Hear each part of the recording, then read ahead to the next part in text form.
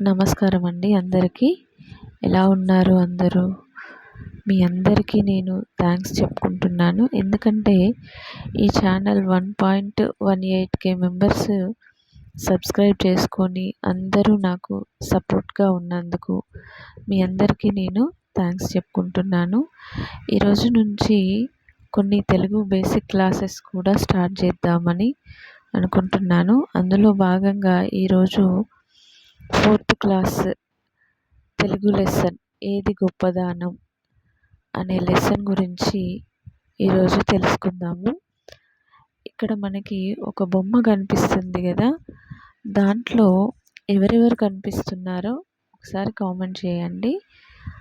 అందులో మనకు ఒక పెద్ద మనిషి, కొన్ని బట్టలు, తర్వాత కొంతమంది ఆడవాళ్ళు కనిపిస్తున్నారు.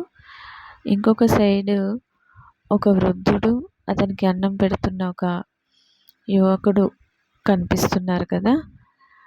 వాళ్ళు ఏం చేస్తున్నారో తెలుసుకుందాం. ఈ పెద్ద మనిషి చేతిలో బట్టలు ఉన్నాయి, అవి వాళ్ళకి ఇస్తున్నాడు. ఇక్కడ ఈ యువకుడి దగ్గర అన్నం ఉంది, అతను ఆ వృద్ధుడికి పెడుతున్నాడు. మీరు ఎప్పుడైనా ఎవరికైనా దానం చేశారా? ఇప్పుడు ఇలా చేయడాన్ని ఏమంటారంటే దానం చేయడం అని అంటారు. ఇప్పుడు ఈ పాఠం యొక్క నేపథ్యం మనం చూద్దాం.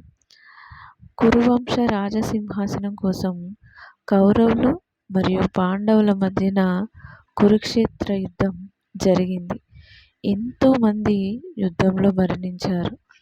చివరికి పాండవులు విజయం సాధించారు. అందులో పెద్దవాడు ధర్మరాజు.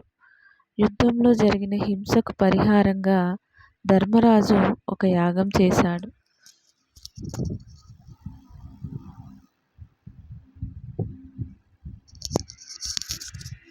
ఆ యాగంలో భాగంగా అనేక దాన ధర్మాలు చేశాడు. దానం చేయాలంటే గుణం ఉండాలి, కానీ వారు గొప్పవారు. బీదవారు అనే తేడా ఉండదు. దానం ఎవరికైనా చేయవచ్చు. తన దగ్గర ఏమీ లేకున్నా మంచి మనసుతో చేసే చిన్న దానం కూడా గొప్ప ఫలితాలను ఇస్తుంది అని తెలియజేయడమే ఈ పాఠం ఉద్దేశం. రేపు పాఠం గురించి తెలుసుకుందాం. ఇందులో ఏమైనా మిస్టేక్స్ ఉంటే కామెంట్ రూపంలో తెలియజేయగలరు.